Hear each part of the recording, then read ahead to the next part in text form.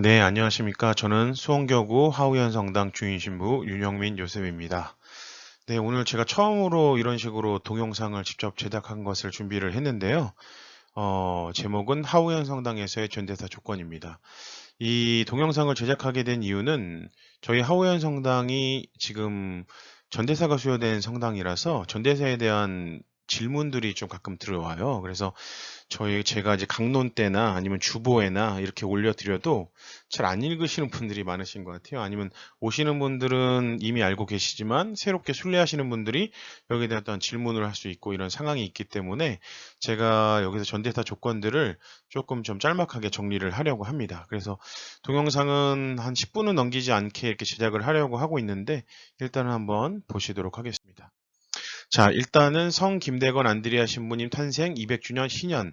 자, 2020년 11월 29일 대림 제1주일부터 2021년 11월 27일 대림 제1주일 전날까지 김대건 신부님 탄생 200주년 신년으로 선포가 되었습니다. 그래서 여기에 따라서 전대사가 수요가 되는데, 여기에 따른 그 교황청의 교령이라든지 이런 것은 이 동영상에서 설명하지 않고, 또 전대사가 무엇인지에 대한 것도 설명하지 않고, 가장 저희 본당에서 필요로 하는 부분들, 그러니까 어떤 조건을 이수를 해야 이행을 해야 전대사가 수요가 되는지 그것에 포인트를 맞춰서 설명을 해드리겠습니다.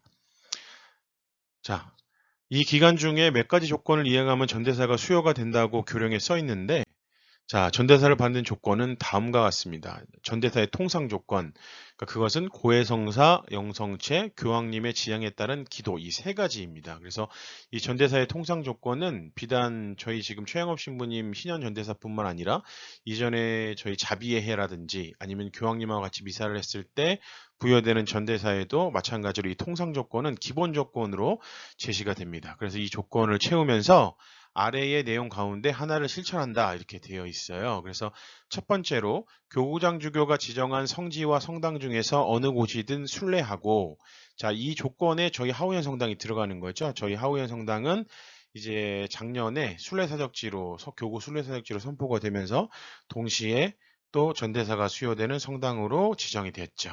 그래서 수원교구장 주교님께서 지정을 하신 건데, 그래서 저희 하우현 성당을 순례하고 희년 주요 행사 중 한 가지에 참여하기. 자, 희년 주요 행사는 저희 그 서울대교구나 아니면 저희 CBCK에 이게 행사들이 목록이 있습니다. 근데 예를 들면은 전대사가 아니라 희년 개막미사, 폐막미사, 뭐 이런 여러 가지 행사들이 있는데 그 행사들이 항상 있는 것은 아니기 때문에 사실 그 다음 조건인 또는 한국인 두 번째 사제 하느님의 종 가경자 최영업 토마스 신부님의 시복 시성을 위한 기도와 주모경 바치기 이것으로 대신하면 된다고 교령에는 제시를 하고 있습니다. 그래서 저희 본당 같은 경우에는 제가 마지막에 정리를 해드리겠지만 이거 한국인 두 번째 사제, 하느님의 종, 가경자 최영업 토마스 신부님의 시복 시성을 위한 기도와 주모경 바치기 이것을 이행하면 저희가 전대사가 수요가 된다고 이해를 할 수 있겠습니다. 자, 그리고 나머지 두 가지 조건에 대해서는 저희 본당하고 관련은 없지만 간단히 소개를 해드리면, 자, 두 번째로 성 김대건 사제의 유해나 유물 앞에서 알맞은 시간 동안 경건한 묵상을 한 뒤 주님의 기도와 신경을 바치고 복되신 동정 마리아와 성 김대건 안드레아 사제를 부르는 간구로 기도를 바칠 때 이렇게 돼 있는데 저희 본당에는 성 김대건 신부님의 유해나 유물이 없죠. 그래서 저희 본당에 해당이 안 된다고 말씀을 드린 겁니다. 그리고 그 다음으로 세 번째, 노인, 병자, 그리고 중대한 이유로 집에서 나갈 수 없는 이들도 모두 자신의 죄를 뉘우치며 되도록 빨리 세 가지 통상 조건을 채우겠다는 지향을 지니고 김대건 성인의 상본 앞에서 희년 경축에 영적으로 자신을 결합시켜 자신의 기도와 고통 또는 힘겨운 삶을 자비로우신 하느님께 봉헌하기 이렇게 돼 있죠. 자, 여기에 해당되는 것은 노인, 병자, 그리고 중대한 이유로 집에 나갈 수 없는 이들이 이 기본입니다. 그래서 뭐 나는 중대한 이유로 지금 사실 요즘에 코로나라서 집에 나갈 수 없다고 말하긴 하는데 사실 거기에까지 해당된다고 보기는 좀 어려울 것 같아요. 이거는 물리적으로 완전히 집에서 나가지 못하는 그런 경우들이 있죠. 내가 가고 싶어도 못 가는 그런 이유들. 그래서 사실 코로나 이 상황이 애매하긴 하지만 어쨌든 그것도 이제 사실 제가 해석할 부분은 아니니까 집에서 이제 저희가 일상생활은 다 하잖아요. 뭐 그게 아니라 나는 정말로 이 만약에 어떤 다른 중요한 이유, 그러니까 노인과 병자의 준하는 물리적으로 나가지 못하는 이유가 있을 때 이렇게 하면 된다고 이렇게 이해하시면 되겠고, 그래서 저희 본당과는 큰 상관이 없어서 또 소개시켜주진 않습니다. 자, 그래서 저희 본당에 저에게 이제 질문을 하시는 분들이 있어요. 이게 거의 전대사 시작되면서부터 한 달에 한 번 정도씩은 질문을 하시는 내용들인데, 첫 번째로 산 사람, 그러니까 살아있는 사람에게도 전대사가 양도가 되나? 그러니까는 이제 내가 이렇게 순례지를 방문하고 전대사의 조건을 한 다음에 아들, 아니면 뭐 친척, 아는 사람, 이런 사람에게 전대사를 양도해 줄 수 있느냐라는 질문을 하세요. 근데 간단히 말씀드려서 안 됩니다. 자, 기본적으로 전대사는 자기 자신을 위한 것, 그러니까 나의 어떤 그 잠벌들을 면하기 위한 것인데, 연옥영혼에게는 양도될 수 있습니다. 이것은 제가 길게 설명해 드릴 수는 없지만, 연옥영혼 같은 경우에는 이미 전대사를 받을 수 있는 기회가 없잖아요. 그래서 이 하나인 교회는 이 지상교회의 사람들을 통해서 이 잠벌을 면제받기 위한, 빨리 천상으로 가기 위한 이 전대사를 양도받을 수 있다고 되어 있고, 우리가 위령성월에 받을 수 있는 전대사 역시 그렇습니다. 그 위령성월에도 똑같이 그렇죠. 이번 김대건 신부님 희년 전대사 수여 조건에 아예 명시적으로, 그러니까 교령의 내용이죠. 이 전대사는 연옥에 갇힌 신자의 영혼에게 대리기도의 방식으로 얻어줄 수도 있다라고 명시하고 있습니다. 만약에 이 조항이 없다면 안 될 수도 있다는 얘기가 되겠죠. 근데 산 사람에 대한 양도응급은 어디에도 없으니 당연히 기본적으로 원래 안 되는 것이니 안 된다고 보는 것이 맞습니다. 자, 그리고 두 번째로 많이 하시는 질문이, 가정에서도 가경자 최항업 토마스 신부님의 시복시성을 위한 기도와 주모경만 바치면 전대사가 수여되는 것이 아닌가요?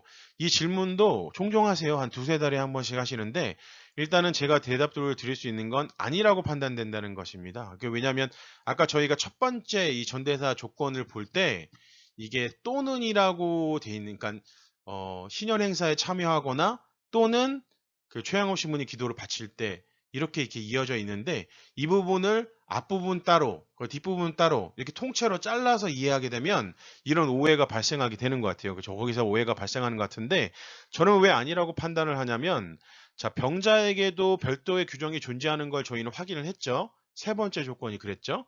그런데 모든 일반인에게 그러니까 통상 조건을 한다고 치더라도 위와 같은 조건만으로 전대사가 수여된다고 해석하기가 어렵죠. 이제 상식적으로 봤을 때 안 된다는 겁니다. 그래서 국어에서 문법적으로 이게 어디에서 띄어쓰기를 했냐에 따라서 오해가 있을 수 있는데, 이건 이 부분만 생각해 보셔도 간단히 해결될 문제라고 저는 생각합니다. 그리고 세 가지 통상 조건들을 이행하고 추가로 이행해야 되는 조건 중 하나인 주요 신년 행사 참석, 여기에 그 또는 최양업 신부님 시복시선 기도 이렇게 돼 있는데, 그래서 주요 신년 행사 참석하는 대신에 최양업 신부님 시복시선 기도를 바쳐도 전대사가 수여된다는 의미로 이렇게 이해하시면 될 것 같습니다. 자, 그래서 결론적으로 하우연 본당에서 그러면 전대사를 어떻게 얻을 수 있느냐, 어떤 조건을 이행해야 되느냐.